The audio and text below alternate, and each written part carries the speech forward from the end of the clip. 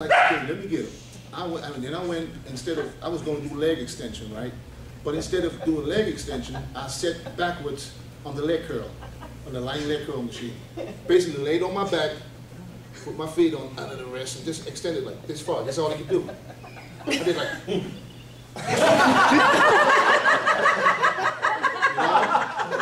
So I did my 2 sets, and I walked off, and I sat in the coffee shop. That was basically my gym back in Thailand.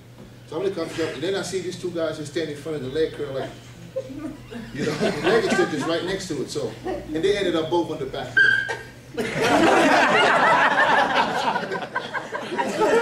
this is just the thing that I go through sometimes. You can do it with anything you want. You can start doing, you know, we used to do chin-ups, but with the V-bar. So you can do close grip chin-ups, you know. And you start instead of using the V-bar, you go get your towel, you know. You start doing towels, and people start putting towels over the bar. They start doing towels. That's what you know. It's usually not funny because they think that whatever I do is right, so you know you shouldn't make fun of it. But I just have a ball. So. Along those same lines, I was, Scott and I trained, and he comes up with some crazy, innovative, very effective exercises, I might add.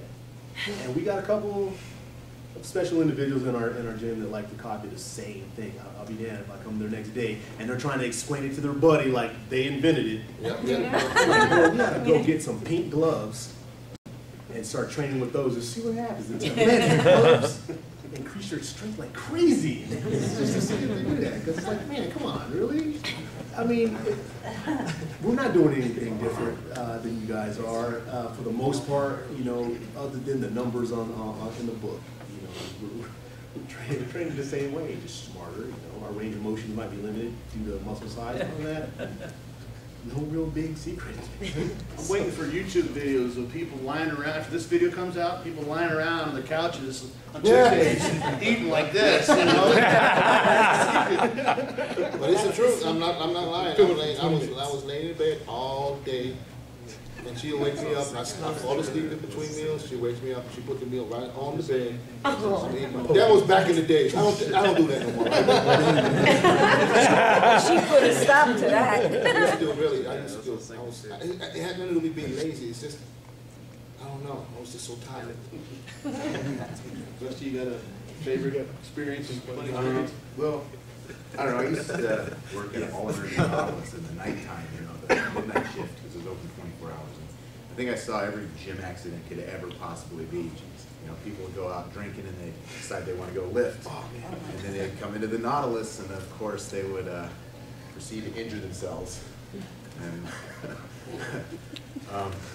I saw a guy actually tear a quad on a leg press, and he put tons of weight on it. Then he put the Olympic bar on top of that, piled all that out. And then he threw another couple 100-pound dumbbells up there and had this planet on top of this leg press. And he starts to bring it down, and then, whoo! And he's like, and he's shaking and screaming, then he passes out. We're like, Jesus Christ, what do we do? Call the ambulance. So everyone's piling all this weight, clunking off this thing, and then they bring the ambulance to the gym, and I guess, they haul this guy off, and, I don't know, a week or so later, the dude's hobbling back in on crutches and stuff. We're like, dude, what happened, man? He's like, I tore my quad. I'm like, oh, dude, that was ugly.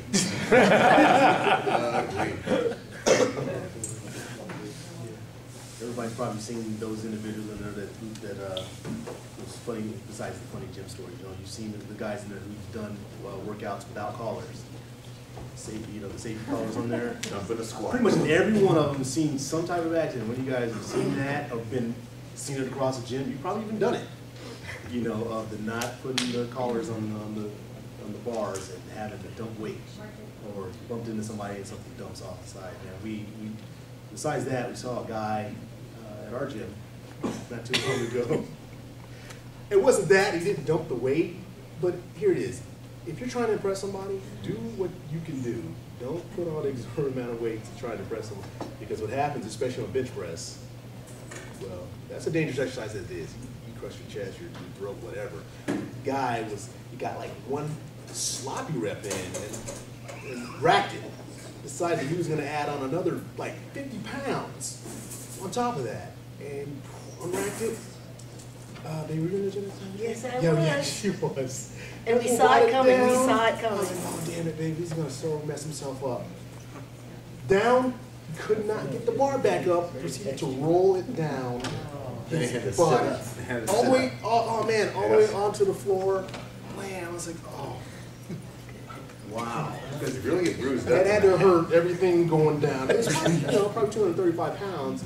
And, the guy probably weighed 135 pounds. And it just, I don't think it felt good. Because then he got up, rubbing his shoulder and everything and stuff. And, as pros, you want to run over there sometimes and tell these guys, some better than that mentality. But then you kind of stand back because you might be perceived as being arrogant and wanting to tell them all what to do and things like that. When in essence, we're trying to save you from yourself, from doing that kind of thing. Because had he been training by himself, that bar could have rolled the other way and been pinned under there. So just some safety sense, you guys. Use some of that or some common sense, one of the two or both. And don't try to max out without a spotter. Some of the crazy things you've seen. Any questions come up while you guys have been listening? I got one here. Yeah, go ahead. Well, it's on a completely different subject, but there's a Under Armour mouth guard. It's called Bike Tech, Yeah. and it's been making its way into the sports world, like baseball and football and stuff. It's supposed to improve endurance and strength, and Improve? Yeah, it keeps your mouth decreases from- lactic acid. Yeah, I It think keeps you from getting the cortisol flush when you get stressed. Because people, when they stress, they clamp their teeth down, and it creates that stress. If you keep the mouth open, you keep the wind open, or the air pipe open, whatever. Supposedly, the research on that is phenomenal. Okay. And yeah, there's somebody at the gym where I train has been using one of those, and we're like, dude, what the hell is that? Oh yeah, this is the new Under Armour thing. Well, I was just wondering if they made their way into like the bodybuilding world, because we make them at our dental office and stuff. And, Oh yeah. yeah. I don't know, man. Hey, send us a couple of them. We'll check them out. Try them out. We'll get back to you on that. Do you need to take measurements or anything for that kind of stuff? Yeah, you got it. It's Take custom it. made to your mouth. Oh. Let's see. If you are alone on a deserted island with plenty of food, water, shelter, and an amazingly preserved gym, left by the previous castaway, would you continue to bodybuild?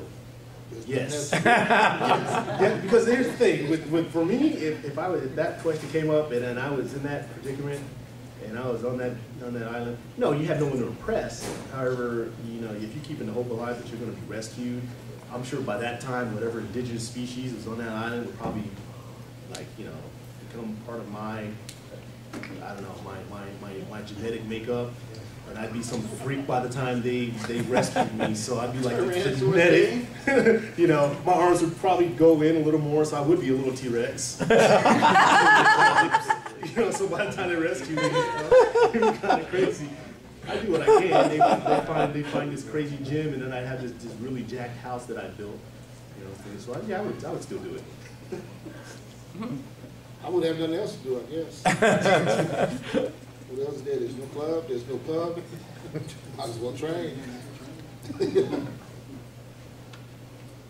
a good one. If there was one thing you did as an amateur, which might have slowed your progress as a bodybuilder, and you could take back, what would that be? Overtraining. As an amateur, overtrained so much. We wasted so many calories on just set after set after set that really didn't need to be done. I like this one. If you had to choose the 5 most important foods for a bodybuilder, what would they be? Or if you had to choose the 3 most important nutritional supplements for a bodybuilder, what would they be? Supplements, for me, the 3 most important supplements, I would say, is of course the protein, amino acid, and the glutamine. BCAAs as amino acids. I choose the BCAAs and glutamine and the protein, and that's it. That's all I need. That's all I do. All that stuff that, what you ask for, Myers steak, whatever. I don't know what you're talking about, to be honest. There's so much stuff out there. Every month they come up with new supplements, I have no idea. Yeah, and you know, we kind of had that look on our face like, wow, I've never heard of that. It's because You might see my picture on one of them, and I don't even know what it is. It's the truth, you know, it's the truth, you know. I have no idea, you know. You take it?